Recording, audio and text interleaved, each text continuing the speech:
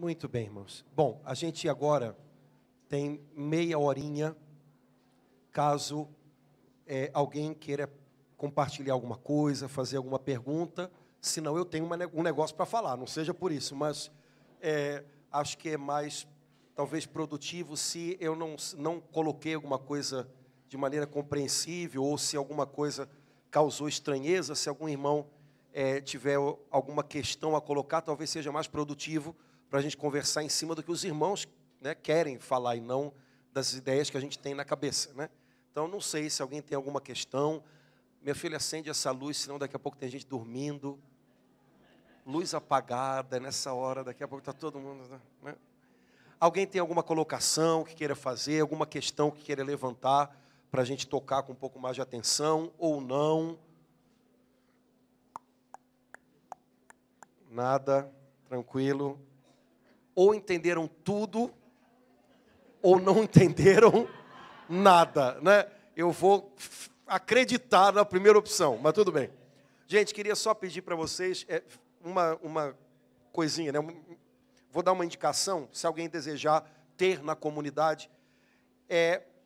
Eu vou mostrar primeiro o livro, mas depois eu vou dizer o que tem dentro do livro, e vocês vão ver que tem outra maneira de ter acesso a esse conteúdo.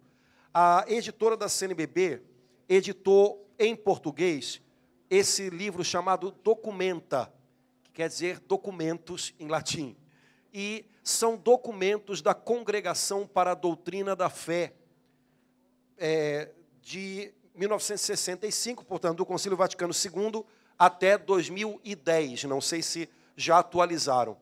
Esse livro é bom da gente ter, porque a Congregação para a Doutrina da Fé tem como tarefa esclarecer, entre outras tarefas, tem como tarefa esclarecer questões que em algum momento da vida da igreja se coloquem como complicadas, alguém levanta alguma dúvida, então a congregação apresenta, oferece, né, o que a igreja de fato diz sobre determinado assunto. Então há muitos documentos aqui, alguns deles definitivamente não têm interesse para a gente aqui no Brasil, que são ligados a problemas que aconteceram em algum lugar específico, ou com algum problema que não é parte da nossa realidade, mas tem muita coisa interessante. Um dos documentos que há aqui, que eu acho muito bonito, é um documento de 1992, chamado Carta sobre alguns aspectos da igreja considerada como comunhão.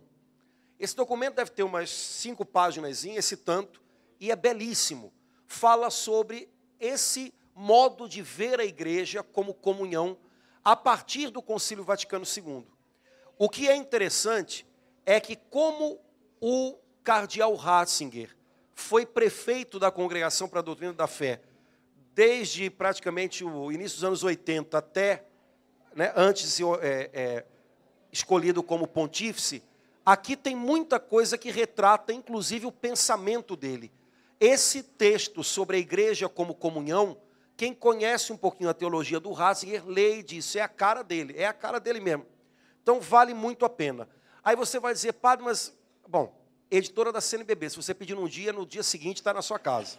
É fácil, não é tão caro quanto parece. Agora, se houver desejo de ver um documento ou outro e não ter os documentos todos, vai no site do Vaticano, Dicastérios ou Cúria Romana, Congregação para a Doutrina da Fé. Você vai lá, os documentos, se não todos, a maioria desses documentos está online lá na página do Vaticano. Então você tem acesso ao texto e você pode escolher, por exemplo, esse texto esse texto da congregação, que é inspirado em muito no pensamento do Papa Bento XVI.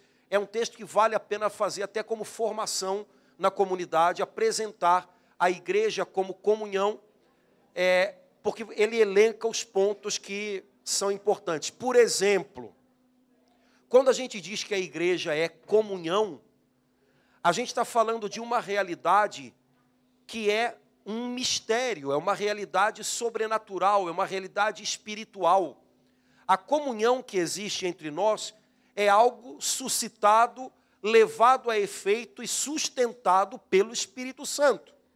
Mas, ao mesmo tempo que é uma comunhão no Espírito, é uma comunhão que também é alimentada, sustentada, tem sua fonte, num meio que nós chamamos de sacramento, que é a Eucaristia.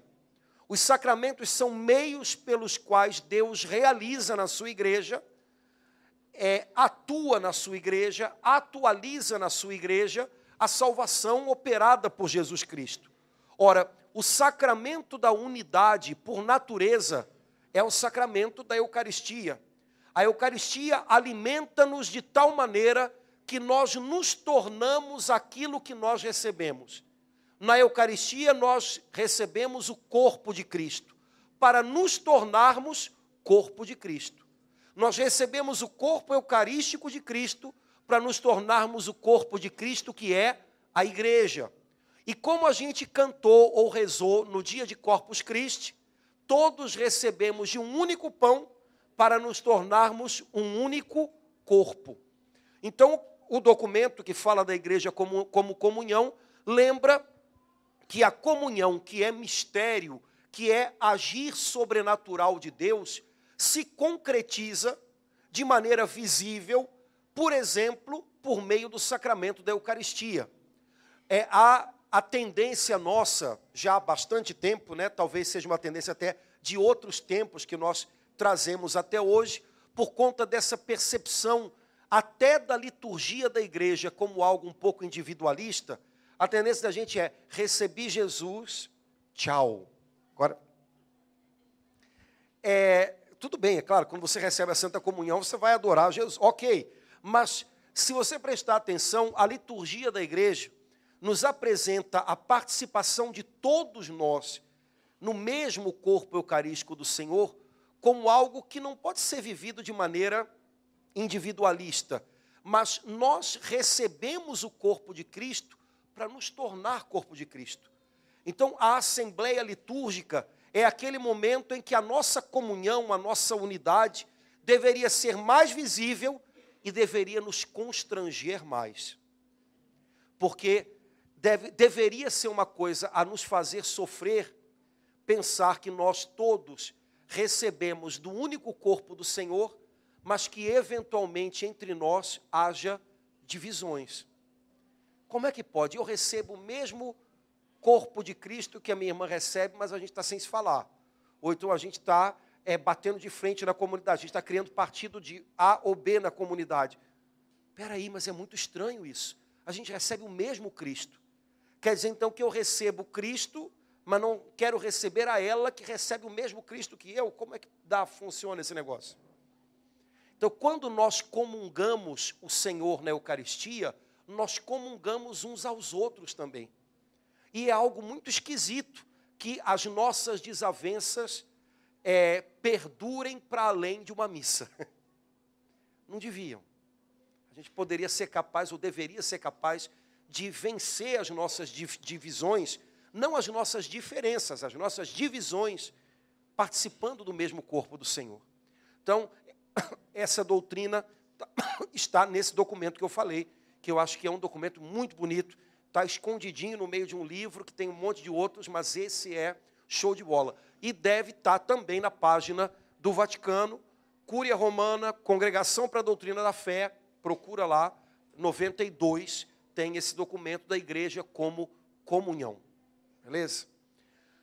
Para o pessoal que chegou agora, façam a mesma pergunta que eu fiz antes. Alguém tem alguma questão que queira colocar, que queira propor, alguma dificuldade no que eu falei, eu me expressei complicado, alguma coisa? Fale agora o cálice para sempre. Tranquilo? Então vamos falar de coisas concretas. Os irmãos, alguém aqui esteve em Roma no jubileu, esse mês agora? Todo, eu vi vocês tudo na internet, né? Beleza. Então, não sei se agora todo mundo deve ter visto alguma coisa na televisão, né? Ou no computador, né? Não sei se vocês viram a celebração do jubileu, propositalmente, né? Do jubileu dos 50 anos da renovação carismática na Igreja Católica, foi, por desejo expresso do Papa, uma celebração da unidade. O Papa Francisco interferiu pessoalmente, há uns anos atrás, com um comentário que, para bom entendedor, né, pingo é letra, deu para entender, tanto é que o pessoal entendeu que obedeceu, né? Ele comentou que ele gostaria que não houvesse escritórios separados para o ICRIS e para a fraternidade de comunidades, né? Que são os dois órgãos de comunhão da renovação e das novas comunidades, né? Mas que tinham escritórios um longe do outro, né? Então ficou tudo agora no mesmo andar, no mesmo prédio, uma sala do lado da outra, né? O pessoal sai de uma sala, vai para outra e tal. O Papa tinha comentado que ele achava estranho que esses escritórios fossem longe um do outro, né? E já tem uns 2 anos, os escritórios foram colocados juntos. O Papa, então, pediu que a celebração do jubileu fosse preparada pelos 2 órgãos. O ICRIS, que é o órgão de comunhão dos grupos de oração da renovação carismática, e a Fraternidade Católica, que é o órgão de comunhão das novas comunidades. E, de fato, assim foi feito. Não sei se vocês viram, no dia da celebração no Circo Máximo, o Papa tinha uma cadeira no meio, que ele não pegou, ele pegou a outra, né? De um lado ficou a Michelle Morin, que é responsável pelo ICRIS, e do outro lado ia ficar, se não me engano, o Gilberto, né, pela fraternidade. O Gilberto deu o lugar dele para Pat Mansfield, e aí sentou do lado da Michelle Morin, mas o Papa ia ficar no meio dos 2, né? E depois havia gente de vários comitês da renovação de vários lugares do mundo, e 38 pastores evangélicos, né, lá em cima, fora os que estavam embaixo, né? Tinha um cercadinho também com vários lá embaixo. O Papa quis que fosse desse jeito, né? Originalmente, quando se pensou, é claro, em convidá-los, mas não dessa maneira como foi. Um pastor que é amigo do Papa, que é um pastor italiano, que ele conheceu numa viagem já lá na Argentina, que é um amigo próximo dele, falou no jubileu, né? Padre Raniero Cantalamessa falou e também tocou no assunto, e vocês já pegaram na internet o discurso do Papa Francisco? O discurso do Papa Francisco vocês vão pegar hoje, porque se morrerem de hoje para amanhã, morrem com um pecado grave nas costas, que é não dar bola para o que o Papa falou para a gente, né? O discurso do Papa Francisco foi muito sobre unidade dos cristãos, de tal maneira que ele diz o seguinte: a renovação nasce com este chamado de ser um instrumento de comunhão entre os cristãos, e de alguma maneira a renovação nasce como fruto dessa visão da igreja como comunhão, do entendimento da igreja como comunhão, como algo que tem que ser colocado em prática. Temos que, de alguma maneira, aprender uns com os outros, temos muito a compartilhar juntos e crescer juntos. A renovação começou um pouco em função disso. Eu sei que você conhece um pouquinho do histórico do início da renovação, você sabe que lá na origem foi assim. Alguns irmãos nossos católicos, por causa desta origem da renovação, que tem na história pessoas evangélicas e tal, dizem que a renovação é um trambolho dentro da igreja. Bom, a não ser que a gente queira negar o que Deus fez, a gente não pode dizer simplesmente, não, a renovação não tem nada a ver com isso, não, a renovação nasceu em território puro, limpo, sem protestantes por perto, né? A não ser que a gente queira negar o que Deus fez, a gente não pode dizer isso. Então a gente tem que aceitar o nosso DNA, né? Deus nos... Isso é cura interior, gente, né? Deus nos fez desse jeito, e se a gente não aceitar o que a gente vai ser um desastre, né? Então, Deus nos fez desse jeito. Não temos que nos sentir complexados por isso, de forma alguma, né? Eu sei que quando o assunto é ecumenismo, 2 problemas aparecem. Primeiro, algumas pessoas dizem, sim, mas o que eu vou fazer com isso? Retomo um argumento que eu falei antes. Ninguém está cobrando que você faça nada. Até porque as iniciativas têm que partir da hierarquia da igreja. Mas Dom Orani tem algo a falar sobre isso. Há uma comissão de diálogo ecumênico na arquidiocese, né, que é direcionada, né, é supervisionada por ele. Então, há todo um trabalho que existe. Se você tiver desejo de se envolver com isso, você tem a quem buscar, né? Algumas comunidades têm esse tipo de prática, porque são acompanhadas por padres que se dispõem a isso, beleza. Mas a grande questão não ninguém está cobrando, a nossa comunidade tem que fazer isso. Não, não. Mas, voltando ao que o Papa João Paulo II disse, na encíclica Ut Unum Sint, que é um documento que valia a pena a gente conhecer. Ecumenismo não é tanto uma coisa a fazer, mas é permitir que o Espírito Santo nos ensine um caminho de conversão dentro da gente. A nossa tendência é olhar para o outro como ameaça, inimigo. Pode ser que o Espírito Santo nos faça olhar para o outro de uma maneira um pouco diferente. A coisa muda aqui dentro. Então, essa mudança aqui dentro é o que a gente gostaria de propor para os irmãos hoje. Não é se tornarem pessoas ingênuas, mas é pensarem, peraí, a igreja, desde o Vaticano II, que também, de alguma maneira, é o tempo no qual a renovação nasce, está fluindo nesse mover. Parece que isso é algo de Deus. É preciso que eu esteja sentindo com a igreja. Então, eu vou tentar me abrir para entender um pouco melhor isso. O segundo problema que a gente tem com o assunto ecumenismo é a maioria de nós tem experiências ruins com pessoas de outras comunidades cristãs. Se você tem um parente crente, eu suponho que você já tenha tido muitas encheções de paciência, né? Se você tem um amigo de trabalho, possivelmente... Então, por que a gente tem experiências negativas com essa ou aquela pessoa? A gente mede o que a igreja pede e diz pelas experiências da gente. Isso não é um bom raciocínio. Eu não posso medir o que a igreja pede e propõe pela experiência que eu tenho limitadíssima aqui com uma pessoa. Repito, não é que nós tenhamos que nos tornar pessoas ingênuas. Há pessoas do lado de lá que, de fato, não entendem a coisa dessa maneira, não querem saber disso, olham para nós e têm dificuldades até de acreditar que nós somos cristãos. Lamentamos tudo isso, mas sabemos que há. E não é preciso negar nada disso, isso seria ingenuidade. Ingenuidade não é virtude. Agora, o fato é que há muitas pessoas do lado de lá que também têm algo importante a dizer, que também olham para nós de outro jeito, que também estão abrindo espaço para pensar as coisas de uma maneira diferente, e saber disso já é muito bom. O que eu não posso é invalidar o que a igreja tem percebido como um mover do Espírito Santo, porque a minha experiência negativa, que é minha, que é limitada, é o critério que eu uso. Não dá para fazer isso em nada na vida, né? Nossas experiências particulares não podem ser a medida com a qual a gente mede a doutrina da igreja, que é isso. Então, atenção para isso. Repito pela terceira vez, não sejam ingênuos. Não precisamos fazer coisas precipitadas quando o assunto é ecumenismo. Não precisamos fazer coisas que, de alguma maneira, agridam a nossa própria fé, de jeito nenhum. Mas, por outro lado, podemos tirar esse óculos que a gente usa para olhar o outro, que normalmente é um óculos, esse cara não tem nada para me ensinar, esse cara não sabe nada, eu quero distância disso. Vamos tirar esse óculos, já é um bom começo. Talvez já seja um primeiro grande passo, né, para ter uma visão mais afinada com o modo como a igreja percebe as coisas, né? Então, nem ingenuidade, nem atropelos, nem atitudes que não significam algo consistente. Esse caminho é um caminho longo, é um caminho de prudência, mas também abertura de coração. No mesmo mover, na mesma onda que a renovação carismática chegou na Igreja Católica, chegou também o movimento ecumênico.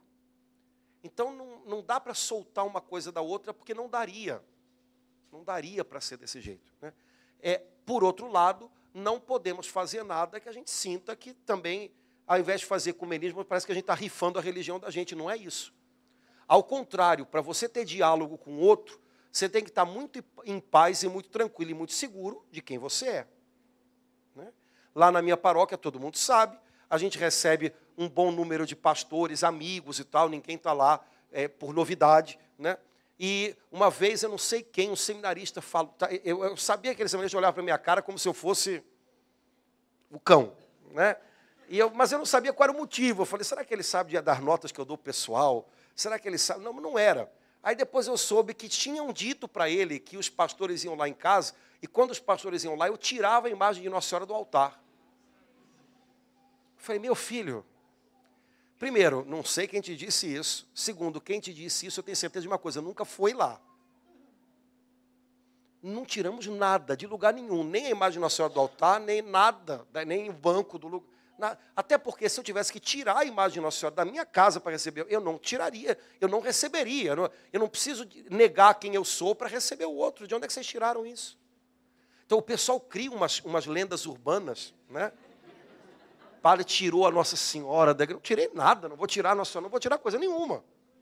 Eu sou católico, a minha igreja é essa, e se ele deseja vir, como eu vou lá também, ele venha na minha casa, ele sabe com quem ele está falando. Assim, quando eu vou numa igreja evangélica, eu também aceito o negócio como funciona lá. Né? Não vou pedir, não, para eu subir aí, bota uma Nossa Senhora aí. Não vou pedir isso, porque eu sei que não funciona. Né? Agora, indo lá, eu aceito, dentro daquilo que me é comum com a minha fé, aquilo que é possível, e ficamos bem. E construímos um diálogo. Mas é algo que vai se construindo, não é para fazer uma coisa e depois. Não, a gente está caminhando junto. É fácil? Não é, mas quem disse que ia ser? Né? A gente não está buscando coisas fáceis, a gente está buscando aquilo que agrada a Deus.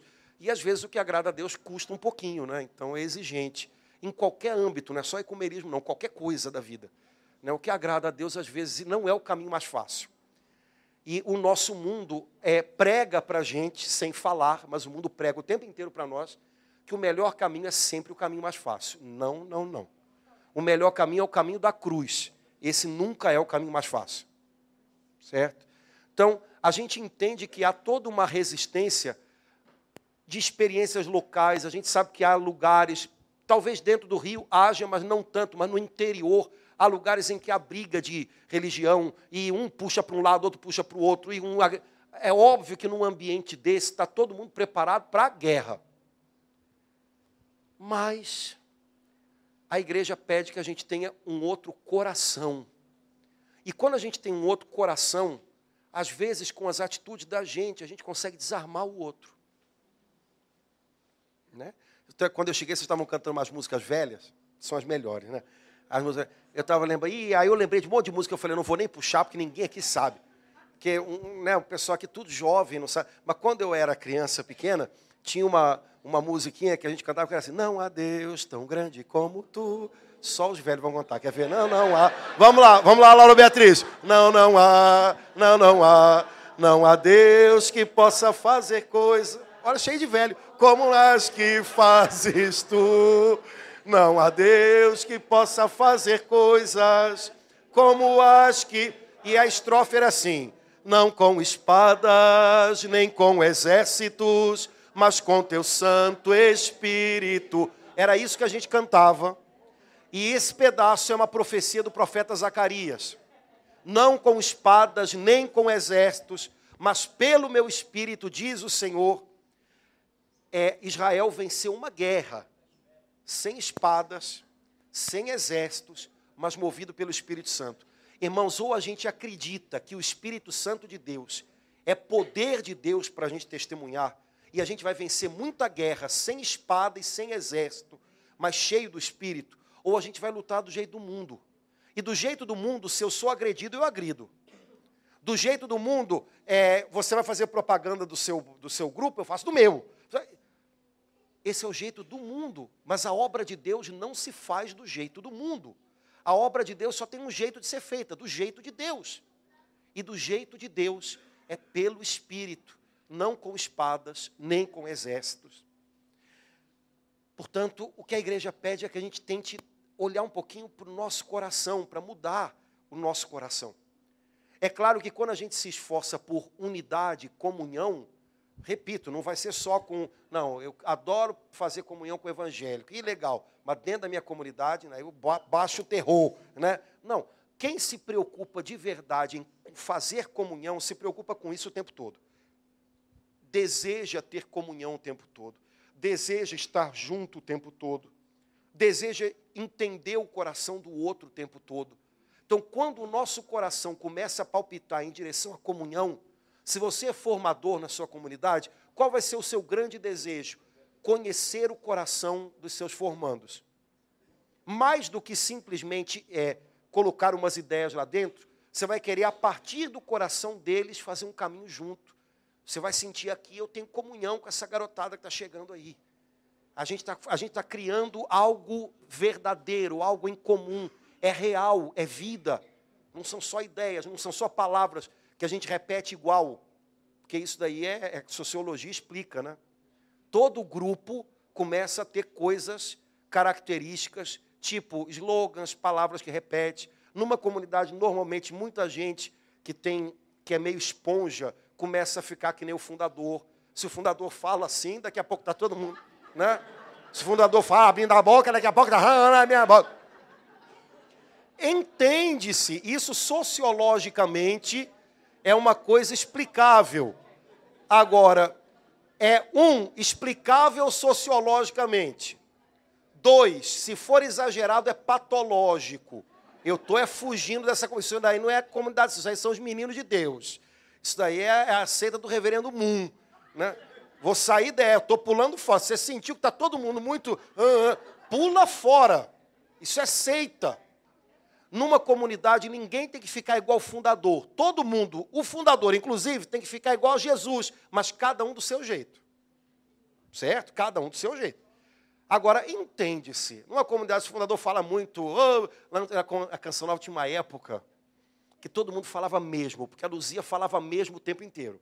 Né? Você tem mesmo que fazer não sei o quê. Então, todo mundo na Canção Nova começava a falar mesmo. Falei, gente, vamos mudar, porque aqui no Rio a gente não fala mesmo. A gente fala mesmo.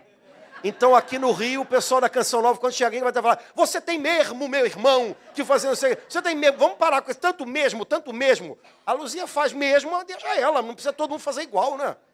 Agora, tudo isso é compreensível, e de vez em quando a gente vê que o negócio está ficando demais, alguém de bom senso chega e dá uma espinafrada para o pessoal parar de ficar maluco. Agora, isso não é comunhão. Isso é contágio sociológico. É contágio, é contágio. Comunidade de vida, um fica gripado, todo mundo gripa, não é assim? Óbvio, mas isso é contágio, beleza? Comunhão é outra coisa. Comunhão é outra coisa. E a gente tem que tomar cuidado para não criar uma série de coisas que mistificam a comunidade, mas que não são reais, não são vida. Nada de mistificar a comunidade. Sejam simples. E comunhão, para ser real, é comunhão de vida. Não comunhão de trejeitos, não comunhão de maneira de falar. Isso tudo é compreensível, repito, até certo ponto. Mas não é isso. Tem que ir muito mais fundo do que isso. Tem que ser um compromisso do tipo, olha, a gente está junto, a gente não vai abrir mão do outro. Porque a gente é uma família. É outra coisa. Né? É outra coisa. Então, irmãos, viver em comunhão, buscar a comunhão, intencionalmente olhar em direção àquilo que gera comunhão, esse é um desafio tanto para a gente, mas é um desafio que transforma a gente em várias áreas da nossa vida. Tem a ver com ecumenismo, tem a ver com vida em comunidade, tem a ver com vida em família, tem a ver com vida paroquial, tem a ver com onde a gente estiver. O Senhor nos chamou a sermos ministros da reconciliação. Teve uma leitura da missa dessa semana que foi assim, né? Ministro quer dizer o quê? Servo, servidor do perdão, da reconciliação, da comunhão. Esse é o chamado de Deus para a gente. Então vamos abraçar esse chamado com zelo, com paixão. E a gente vai ver o quanto isso dá fruto para a obra de Deus, porque no fundo isso já é obra de Deus, isso já é o reino de Deus, transformando a gente a partir de dentro, mas transformando a gente juntos. Isso é ser cristão. A partir de dentro, mas mudando juntos, vivendo juntos um novo relacionamento, uma nova aliança com Deus e a partir de Deus uns com os outros. Beleza? Não vão sair todos, né? Gente, tranquilo, me fiz entender? Se eu falei alguma coisa que possa ter soado como ofensiva ou pejorativa, peço desculpas. A gente às vezes fala umas coisas, porque padre, vocês sabem que padre é um bicho ruim, né?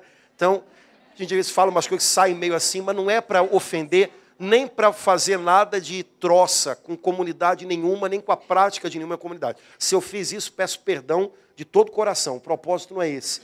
Mas é que a gente pense um pouquinho a respeito do novo de Deus, que são as comunidades, mas esse novo é de fato novo.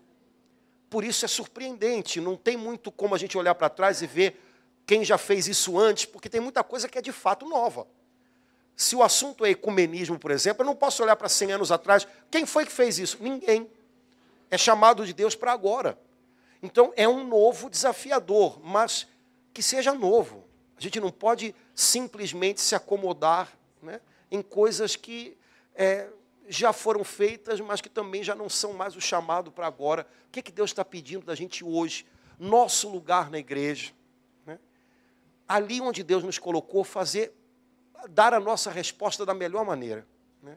Há uns anos atrás, era comum a gente ouvir algumas pessoas de novas comunidades, é claro, né? Porque, dizendo as novas comunidades são a primavera da igreja e tudo. Olha, a gente vai ficando velho e a gente vai ficando menos, como é que se diz? É idealista, assim, né? As novas comunidades são um grande bem para a igreja, que veio para ficar. A nossa tarefa não é consertar a igreja, porque o Senhor da igreja é Jesus Cristo, não somos nós. Nós não somos melhores que nenhum outro membro do corpo. E se Deus encontrar em nós soberba, Ele resiste aos soberbos. Vamos tomar cuidado com isso. Mas a nossa tarefa talvez não seja tanto ser primavera, né? Imagina, como é que é aquela história? Fulano já foi flor do campo, agora é tiririca do brejo, né?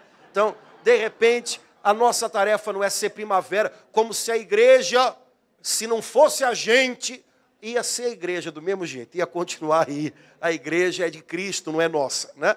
Mas onde o Senhor nos colocou, se Ele nos suscitou, é para servir e fazer bem a igreja. É para amar essa mãe, às vezes tão ferida pelos próprios filhos. Então, onde o Senhor nos colocou, vamos ser filhos amorosos da igreja, zelosos com a igreja. Não quer dizer que ela precise das nossas defesas. Não, eu sou católica. Não, a igreja precisa do nosso amor e que a gente aprenda a ouvi-la e a entendê-la. Entender o que ela deseja de nós e sentir junto com ela. Esse é o nosso chamado. Então, onde o Senhor nos colocou, que a gente possa corresponder a esse chamado de todo o coração, desejosos de aprender, desejosos de ser corrigidos quando preciso, desejosos de servir com fôlego, do jeito que a gente tem, do jeito que vocês têm, mas que, de verdade, lá onde o Senhor nos pôs, a gente possa fazer bem a igreja, sabendo que ela é do Senhor, é a esposa dele, ninguém toca, hein? Ninguém toca, é dele. Mas essa igreja, essa esposa, essa mãe, ela conta com a gente para que a gente possa encarnar na vida da gente a sua missão, que é ser sinal e instrumento da íntima comunhão dos homens com Deus e da nova comunhão dos homens entre si. Onde o Senhor nos colocou, vamos lutar para ser isso. Tá bom?